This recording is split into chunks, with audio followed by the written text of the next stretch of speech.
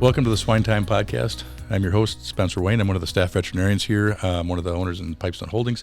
And they let me do this one fun thing. And besides my normal duties, working with farmers or working within our group, I get to host this podcast. And I have interesting guests. Today I have two guests, two ladies that I work with, Kiah Berg and Erin.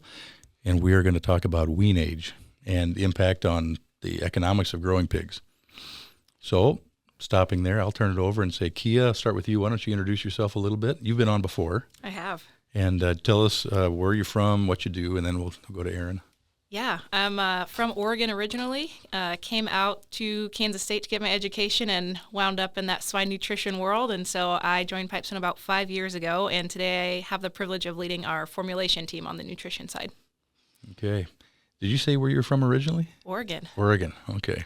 That's how you say it. Not Oregon? Nope. Okay, from Oregon. And you came to us by way of K-State, right? Yep. And you're also married to one of my friends who also works here at Pipestone, so I get to know you through that. And I've known you since you've been here as well. And go ahead, Erin, where are you from and what do you do? Thanks, Spencer. I'm Erin Little. I am originally from Nicollet, Minnesota, but went to South Dakota State, got my undergrad and then my master's in genetics there. I've been with Pipestone for actually 10 years in September. 9 of those were spent on the research team, the last 4 of that leading the research team.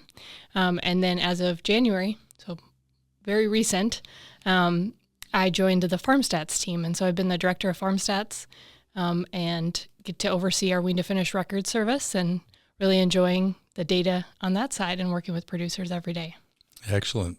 No, and I've known you when you were in the research side, and that was a really fun transition because you were already dealing with thinking about costs and numbers quite a bit, and so it was an easy transition. I'd say it's easy. Maybe it was hard, but it was a good transition to go to what you're doing now, and you've got a lot of great numbers that'll help us guide our decisions.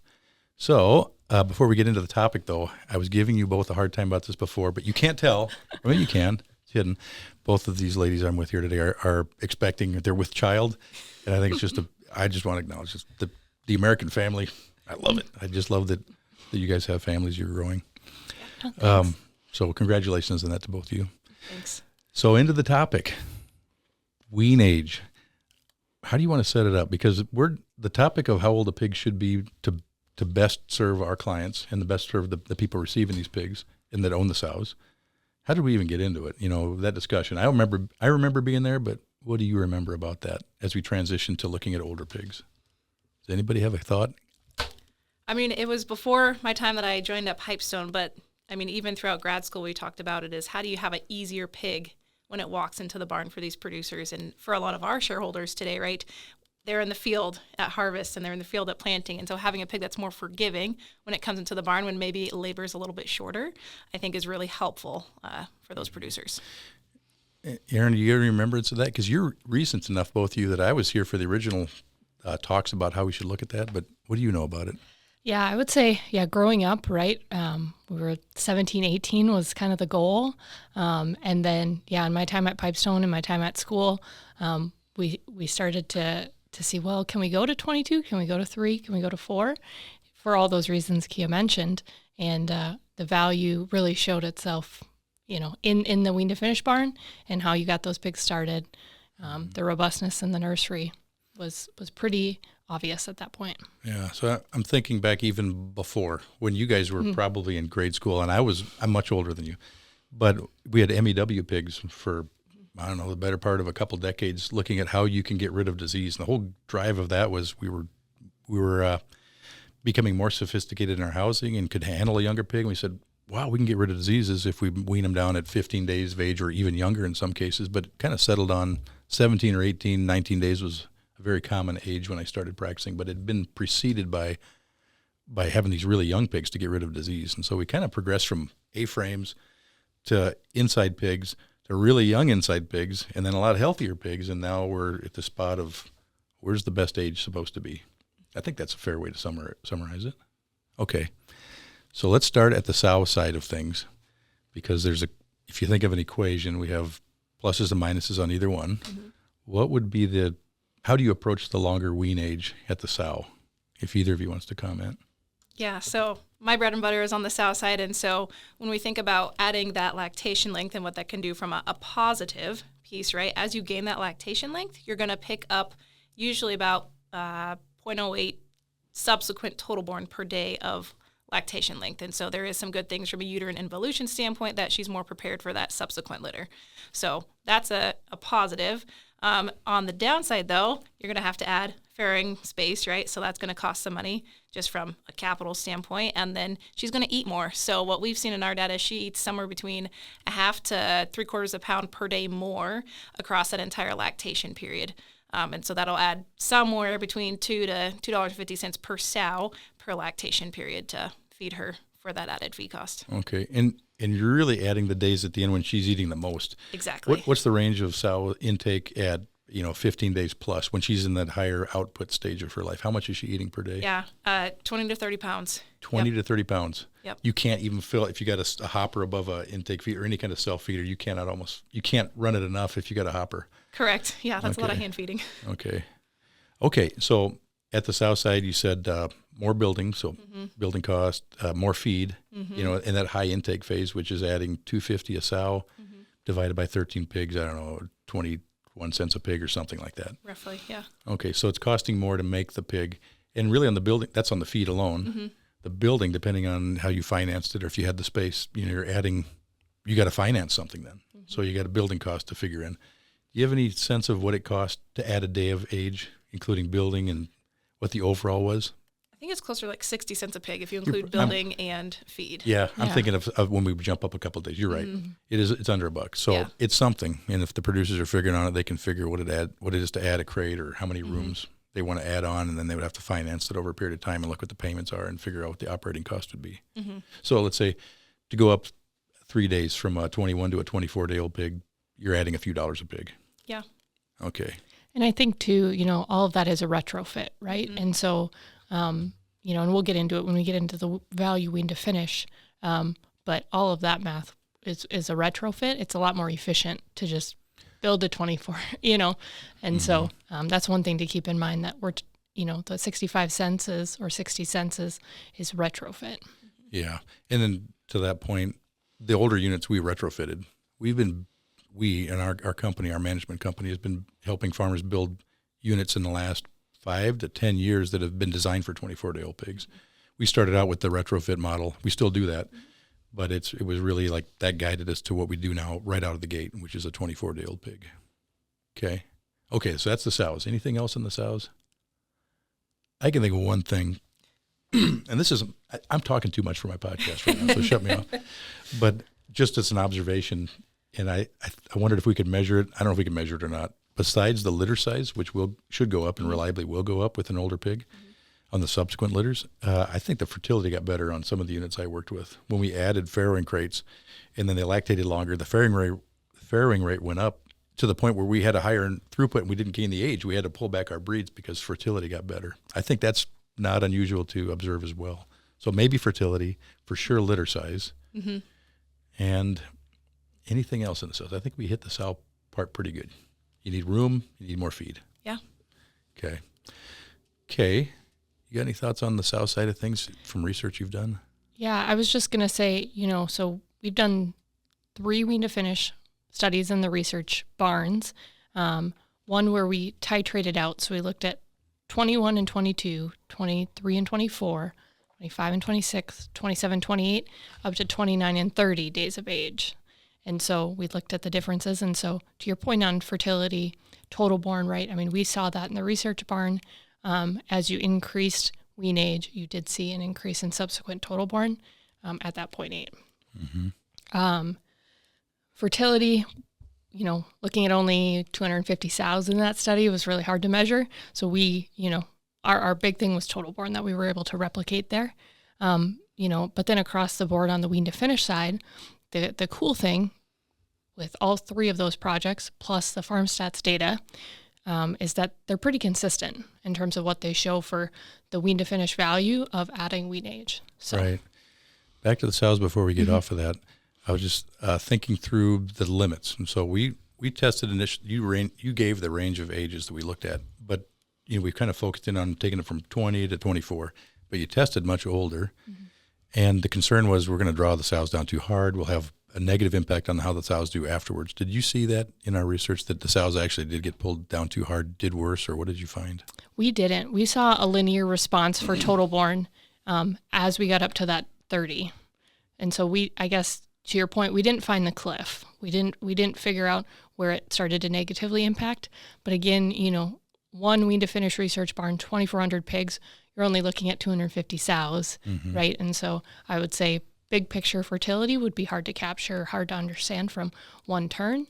But like I said, the total born, we never hit a cliff up to that 30. One thing Kiah and I talked about earlier today is, our thought is, right, there's eventually like a law of diminishing return, where it's like eventually, the cost of that investment for 8 days or 10 days, just the value maybe isn't there once you get to that 28, 29, 30 days relative to 20 to 24. Right. But I was curious. You just said this. There was still a linear increase. So the older they got, you kept gaining more pig on subsequent litter size. Yeah. And I'm thinking about Europe now, because I think much of Europe, maybe all of the EU, I don't know how they govern that, but it's a 28-day minimum age pig. So they're taking them much older than we are, even with our older age. We're still 4 more days to go to get to them. And maybe that's why they do report bigger litter size. You look at the European numbers, and they tend to do better. Litter size is what we don't typically hit here. Okay, so then transitioning to the grow finish. What would you expect to see with a 20 versus a 24-day-old pig? I'll start with Kiah on how maybe you would feed him or what you would see there. Yeah. So, the biggest advantage, right, is that pig comes out already and they got a 2 to 3 pound weight advantage compared to your 20-day and younger pig. And so we actually ran 2 trials on the nutrition side, figuring out, okay, what can we skimp out of the diet, right? Because that pig is older and bigger and whatnot, and they should start better.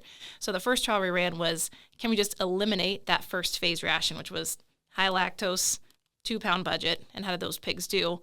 Well, when we eliminated that first ration, those pigs fell out more in that first stage, and they didn't grow as fast. And so it said, okay, well, that pig is still new to feed stuff, right? And so they got to get up and going on that lactose, but can we cut out that second and third diet budget and be able to save a little money? And so what we found is, we can reduce that budget in those second 2 phases and be able to save about $1.30 a pig by doing that. And so keep that first diet in there, because those pigs are still transitioning from mom, who's milk and lactose-based, to a grain-based diet. And so they need those goodies for that first 4 to 5 days. But then you can transition them to a more corn soy-based diet. Okay. I remember you doing that research a year or 2 ago. I remember seeing that when it was presented. So just to recap what you said, you still got to feed them the good stuff for the same length of time even, or for even a shorter, that first diet? What we've said is budget. So if it was a 2 pound phase 1, you're still going to do a 2 pound phase 1. So we still do budget, but they're going to cruise through that faster because they're going to get up on feed faster. And so instead of it taking like 6 to 7 days on a 21-day-old pig, you're going to see them go through that in 4 to 5 days. Okay. And then you either don't feed or you go through it much faster on those diets following that. Yep. We'll reduce the budgets. And so instead of it being like a 20-pound budget to get them through the first 21 days of life, it's going to be a 14-pound budget, and that'll take them the first 14 days or 16 days. Okay. And do you have a guess on what the overall feed cost savings would be on the same grow out period, or just same pig but younger or older coming in? What's the feed savings? If we just look at that nursery side, it's about $1.30. $1.30 a pig. Yep. Okay, $1.30 a pig, and that's between a 20 to a 24-day-old pig, or what's the spread there? Yeah. Okay, $1.30 a pig. Cost you maybe $1.30 to get the older pig. So maybe if you're thinking of it as an equation, you're thinking, okay, I have a more expensive pig, but I saved that cost, maybe the equivalent cost in the nursery. So right now you'd say it's not a slam dunk on cost, but you got some advantages that go beyond just the cost if you're looking at feed cost at the sow unit versus feed cost at the nursery. Yeah. And the other piece that we're looking at too is, as these genetics have continued to advance, and we knew that, 10 years ago when we started this research, right, we had a harder starting Duroc. We've gotten maybe a slightly easier starting Duroc, maybe. And so next year, in the upcoming year for us is, okay, can we reevaluate that 24-day-old pig? Are there other opportunities where we can cost save because they maybe start out just a tick better than they historically did? And so I still think there's probably some fine-tuning there on the front end where there could be some more cost savings for that bigger pig. Yeah. What do you see when they get to the nursery or the finisher for growth? Yeah. I would say, looking at big KPIs, right? The metrics we measure at FarmStats and all producers have in mind, right? The big one is average daily gain. And that's the one that repeatedly, both in the research barn and in the FarmStats data, we repeatedly see, for every day of wean age or every, added day of lactation, that pig, you can expect somewhere between 100th to 200th improvement in average daily gain wean to finish. And so that's hard to think about, but, that can translate to, 6 to 8 pounds of market weight, right? And so average daily gain is the big one. That added weight, that added time with mom benefits that pig in the wean to finish barn. Other metrics, I would say that we maybe don't see as much value, or we don't see the correlation with the older wean age. Feed conversion, there really isn't a difference. So again, average daily gain is the big one. And then I would say mortality, percent tops, those two metrics, I would say jury's still out. There's a lot of variation there. But I think health is a big one there. And so for us to be able to say that an older wean age, irregardless of health status, doesn't necessarily correlate with better mortality. Okay. I would say that, that's something to be aware of. In the research barn, it did. But in general, in the 4.5 million pigs worth of data in FarmStats for the last 10 years, we just aren't able to say that older wean age does actually reduce wean to finish mortality. So it brings me full circle back to average daily gain being really the primary parameter that you can improve upon by adding days. Yeah. We were talking before, and just I was asking things we should cover today. And you mentioned something that if you've got a bad health flow, if you get the older pig or the younger pig, the penalty is still there. If you got horsed up source, where they're coming in with problems, the older pig, I would say, might make it easier, but as far as a measurable difference, you're not seeing measurable differences. The poor health is going to give you poor results, regardless of wean age, in the measurable numbers. Yeah, that's accurate. And that's true. I think it's tough because it is a little bit of a paradigm shift, right? But I think, one thing to note in that data is when we look at wean to finish clean versus dirty, when I say dirty, I mean PRRS PD active. Like you are currently in the midst of a viral, super impactful disease. You're not just, I have a little bit of this or I have a little bit of that, right? I mean, when we separate clean dirty, again, in our data set, we are looking at the two extremes. And so clean means no exposure to anything, very high health. Dirty means a lot of stuff. And so that's true. We did not see as much the value of that added wean age when they were exposed to PRRS and PED. It wasn't as advantageous in terms of average daily gain than being clean. Yeah, I said it wrong. I misspoke earlier because it didn't make it. The gain, you didn't get the gain advantage if you have an unhealthy flow. If you have a healthy flow, that extra age made a huge difference. And I think, again, we were talking about this earlier, and I think, some other stuff we've figured out with clean and dirty is survivability or mortality is the biggest impact there. And because we know wean age maybe doesn't have a huge impact on mortality, it really maybe shouldn't surprise us then that clean dirty, so your exposure to PRRS and PED aren't as impacted by that wean age in terms of gain. Okay, on the topic of health and managing disease, it's fair to say that as we get the older pigs flowing into a nursery, we've been able to get by with less animal health input. People might have run something in the water or the feed for medicine, for antibiotics, to manage something, even a healthy flow, that we don't need it with the older pig, I guess. Is that a fair statement? I would say I've seen that, but you say that's also true, or am I just imagining that? I think reduced usage. Okay. So I would say probably and very likely less animal health input for that same healthy flow that you might have needed with them when they were younger. Probably an observation more than anything measurable. But I think that's my observation. Yeah. Ease of starting, that's not related to animal health, but when you get a 24-day-old pig in, to start that pig and the time you got to spend and the amount of pulling out and managing and working on the ventilation, I'm going to say safe to say less with the 24. What have you heard for comments? But don't forget, there's still going to be a portion of that population that's not going to eat. Even if it's a 20-pound pig coming off of mom, you know that pig was the one that was getting all the milk. And it probably never tried any of mom's feed or tried any creep feed if that was an option. Yeah. And so it's going to struggle when it goes into that barn. And so there's still going to be a portion of that population. I think what we have to think about is it's a bell-shaped curve, right? We've moved that wean weight up. So you're going to see less of the 8-pound and under pigs, but there's still going to be some 8-pound and under pigs in that flow. Yes. And so still either bring in a pre-starter or hold back more phase 1 for those pigs, because what's going to happen is the remainder of that population is going to eat through that feed so fast. And so you're going to have a greater corn soy diet in the barn. And if you have more of those, a couple of those 8 and 10-pound pigs in that fallback pen, and they're all of a sudden on a corn soy diet, they're going to completely fall out. And so there is a little bit about managing that population where you want to make sure that you can still take care of those 8-pound and under pigs that came in with your big pigs by feeding them some pre-starter or stage 1, because they're going to really fall behind with the rest of the pigs cruising so fast in the barn. Right. To that point, I would say it's the same pigs that would have been weaned at 20 days of age. Now they're 24. The bell-shaped distribution just shifted over to the right. Correct. Instead of having 10% being 8 pounds and under, not that much, hopefully, 5%, it might be 1%. They're still there, just you still have to manage them, but there's just less of them. Yep. That'd be a fair thing to say. Yeah. I don't think variation has changed that much. And we would see that in percent tops and percent culls.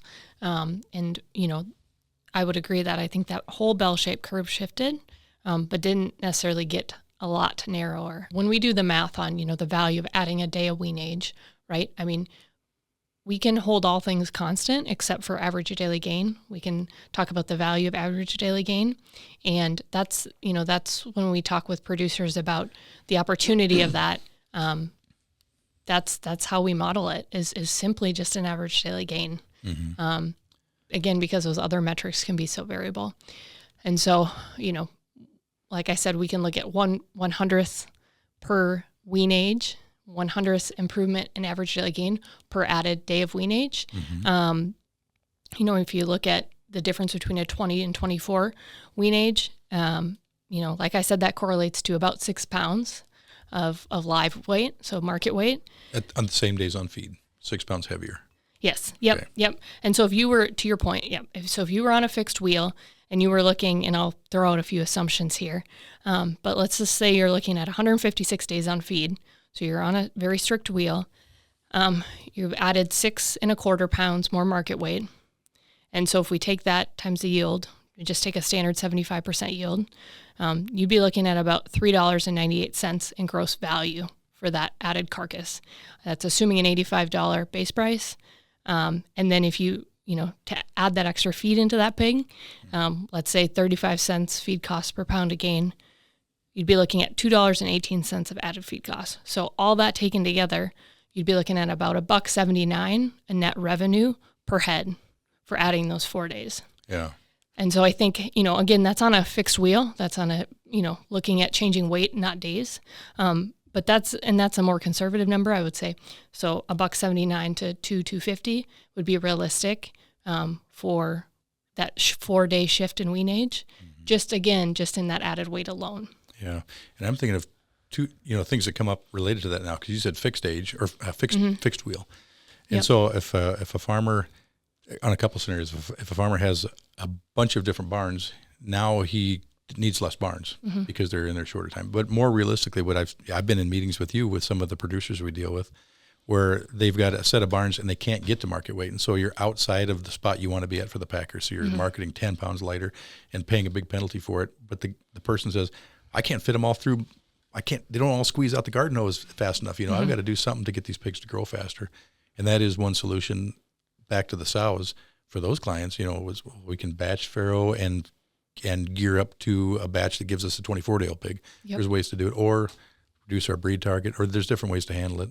Nobody ever wants to reduce their breeds, and nobody wants to sell off pigs, and so you end up trying to squeeze the same pigs to the same barn. Yeah. But that gets you there if you have the older pig. It does. And, to your point, you can flip it and you can look at days, right? And so instead of, say I'm selling to a Holstein and I know my target weight and I get there every time, well, then now you have, the math works out to be about 3.5 days less for that turn to get to that same target weight. And so to your point, that's what I tell producers is, what do you need to achieve for weight? What is your packer's expectation? What is, our optimizer telling you in terms of target weight? And so if you get there, or if you are already getting there, then, you're sitting pretty well. And so let's reduce your days, 3.5 days, and get more pigs through your barn. Right. And so to your point, that's one way to potentially get your numbers back up if you would opt for reducing sows. But yeah, so I work with the producer up close to where I live, and they became infected with PRRS. They had to depup the unit, and when they went back in, we did that math, and he was prior to the PRRS, we was short of grow out space, and he was making a 20-day-old pig. When this happened, he said opportunity. He added farrowing crates. Didn't have to add barns, but added farrowing crates to increase. I think it was 5 days of age he's going to jump on going to this, and it's going to be a dramatic switch on how fast he can push his finishers now. The same barns will handle the pigs, and he won't miss market weight. That's a real world example that just happened, and that happens all the time with our shareholders, with clients, just trying to figure out that balance. Yep. Okay. Anything else on your mind that you've looked at that you want to share? I would just say, we've looked at historical trends, right? That's a big thing I like to do with our FarmStats data is, we've got a lot of data started in 2014. And so we're wrapping up 2024 closeouts, and we've got, at least 10, 11 years worth of data to look at how performance has changed over time. And so, one thing that we've talked about a lot recently, right, is that as an industry, like we see that mortality has been increasing. And so that's a reality that as an industry we have to accept and try to understand. I would say that good thing is in 2024, our data supporting that is going back down. And so that's good to know. But, specifically for average daily gain, that is going up, and it's going up at a pretty fast clip, about 100th a year or so. Over 10 years, we've seen it go up about 10th on average across, again, these 4.5 million pigs, the whole FarmStats database. And so, genetic potential, health of farms, right, all of this probably plays into that, but we have seen it improve over time, which is good to know. Yeah. Just as a commentary about our managed farms, and I would say our clients in that, there's been a steady but progressive shift to the older pig. And why is that? And we mentioned it a little bit, really, if you said, well, what actually happens in these conversations? The farmer that was taking the 20-day-old pig gets a 24-day-old pig then, and compares the two, the 3 to 4 day age difference. Even if you said the economics were even, and we talked about an equation, you paid more for the pig, but you gained more there. That being perfectly even, it's so much easier to handle. And not that you don't have to spend time and feed the good stuff, but that pig starts so much better. And that's the big selling point for this, is our shareholders, who generally raise crops or have other interests, have a much easier time starting these pigs. And they start, I would say, better in a wean to finish environment. You don't need the cozy nursery. They're just bigger and tougher. Not like feeder pig size tough, but they're just way easier to start. I would say that you're hearing the same thing. Yeah. So in our setting, all things being equal, 24 days old was easy. Having said that, the whole industry isn't doing that. There's still people that make 18-day-old pigs, and they want to push the wheel at the sow farm really, really fast, but they get a much smaller pig out there. Is there reasons why you wouldn't want an older pig? If that's your focus, if you're thinking, I want to maximize sow unit throughput, you give up some things, litter size, but you push your wheel faster at the sow farm. Yep, you'll be pushing throughput. Yeah. You'd need a great nursery caretaker. Yeah. Yep. Yes. And if you had one, there are, some great caretakers out there that can turn a 7-pound pig into a, grade A market pig. And so it's just time and attention. It's that cost. Right. And you said it, nursery caretaker. A lot of these pigs go into wean to finish barns. So you got a cold concrete floor that you're trying to manage that, and you're trying to manage all this environment. You have a less forgiving environment, way better suited to a bigger pig. Okay, I'll shut up now. We'll see if the listeners comment that you didn't talk about this or that. I enjoy that I get calls about these podcasts later, and we'll see what people say. I thank you both very much for being on this podcast today, and we'll say goodbye. Thanks to our listeners for tuning in.